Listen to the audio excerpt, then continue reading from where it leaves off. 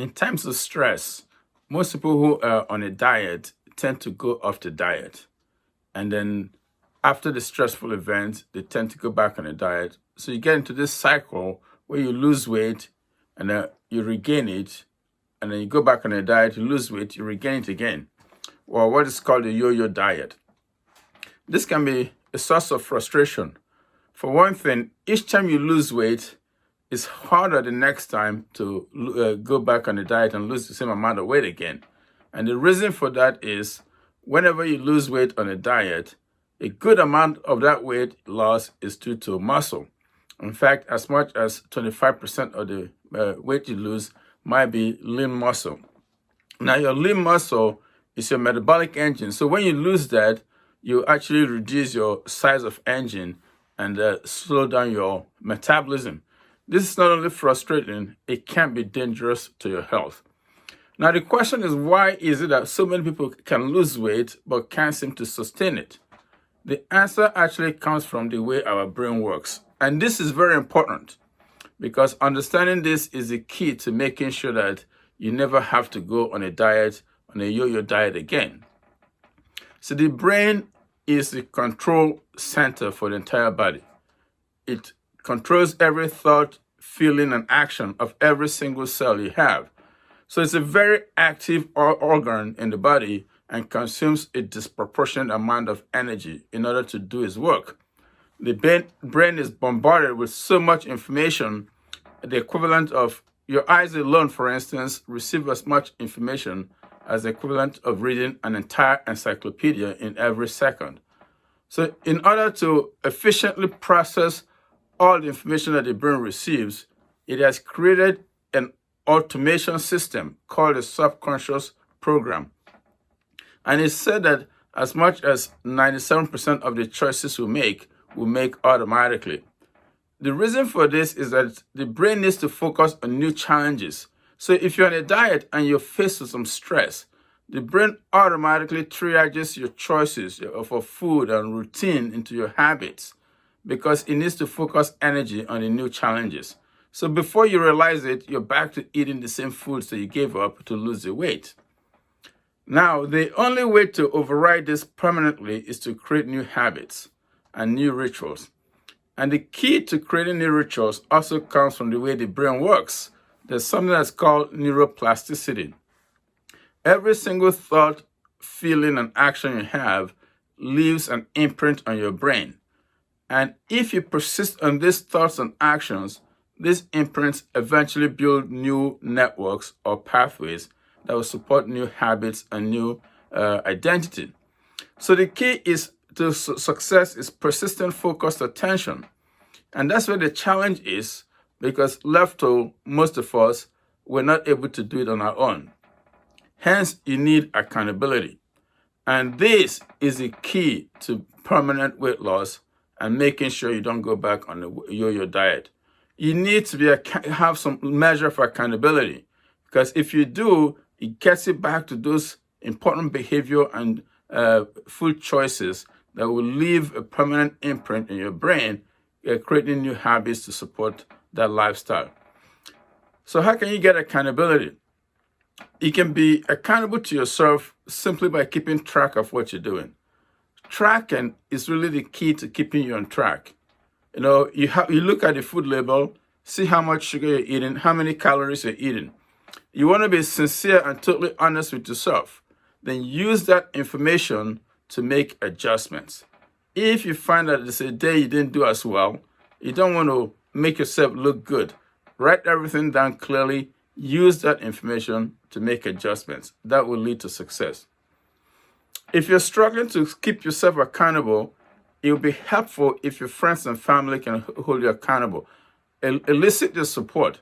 It's always easier to maintain a healthy lifestyle if your family is doing the same thing and your friends. Sometimes that may not be enough. Getting into a support group is very helpful. Studies have shown that dieters who join support groups lose weight, twice as much weight as those who do it alone. If all that fails, you can seek professional help.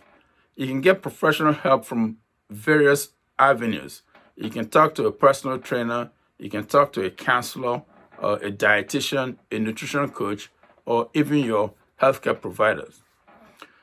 Other things that can help you stay on track and keep the weight off for life, other than accountability, include controlling your environment.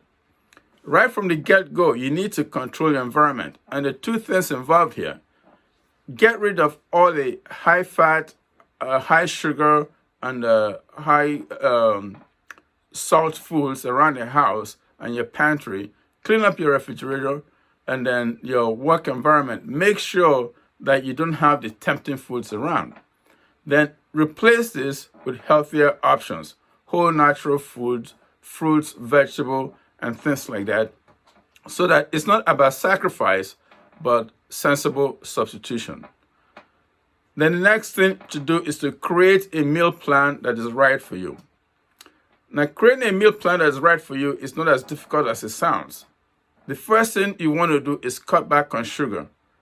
You can't lose weight if you eat consuming a lot of sugar. Your goal should be to try and decrease your added sugar consumption to 40 grams or less a day. You may have to start from where you are and wean yourself down. Look specifically for your drinks, your dressings, dairy products, and desserts. These are the biggest sources of sugar in the American diet today. So cut back on sugar. Make sure you're getting enough healthy protein, because you want to lose fat and hopefully preserve your lean muscle, which is the engine that drives your metabolism. Then you want to eat complex carbohydrates that are rich in fiber, drink lots of water, and get enough healthy fats. Then you want to plan your meals daily. Having a plan for what you're going to eat for breakfast, lunch, and dinner is a great way to regain control. Because at the end of it, the reason most people are struggling with the diet is because they have no control. But if you make a plan for your meals and your snacks, you'll be very surprised how easy it is to stick with that plan.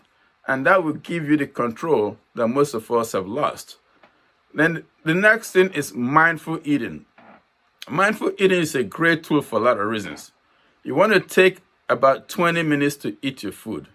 The reason for that is this: once you start to eat, the food, once it gets into your gut, sends a message to your brain to say that you're eating. It takes about 20 minutes for that message to register to the level that your satiety center is stimulated. But once it does, you're going to feel satisfied.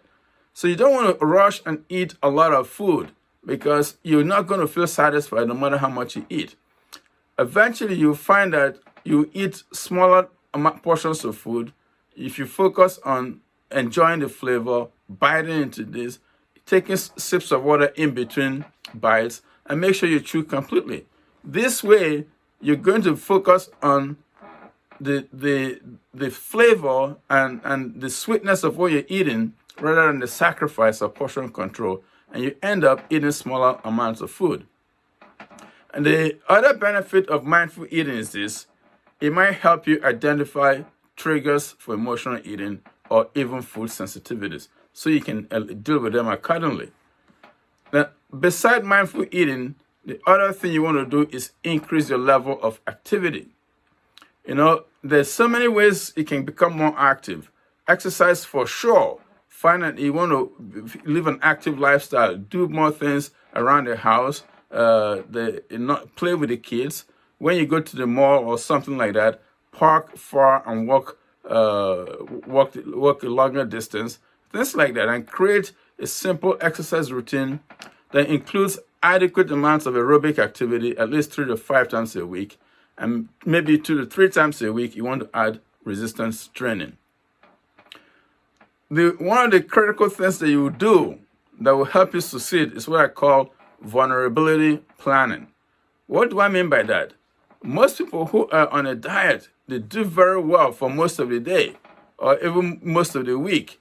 But there's some specific times that we all face challenges. It might be in the evening, it might be during the holidays or parties, when the friends and family are around, there's a football game, you're under stress, whatever. But there's a long list of vulnerable times that most of us will succumb to. So right from the get-go, you want to create a plan what I call the vulnerability exercise. Take a piece of paper out, write down at least 5 periods that you know you're likely to succumb to temptation. Then for each of those periods, you want to create at least 3 vital behaviors that you can adopt to help you deal with them. And the key is to practice this even before they come. You know you're going to be hungrier in the evening. What are the behaviors you've identified that you can adopt, and just start practicing day by day? You know that the weekend is a challenging time. Create a plan and put it in place and just practice it. It's the repetition that again will create those neural pathways that will support your new behavior changes. And lastly, you want to focus on the long term. The key should be a long-term healthier version of you, an active life of vitality and healthier weight. It's going to get to a point that the focus shouldn't be so much on the number and the scale, but how are you feeling? Do you have more energy? Can you do things now that you couldn't do 5 years ago? Can you join a 5K run this year that you couldn't do 3 years ago? Can you go on a hike? Those types of physical lifestyle activities should be your goal and not a short-term diet. If you take these steps and adapt these tips, I'm very confident that you'll be able to lose weight and keep it off. And kudos.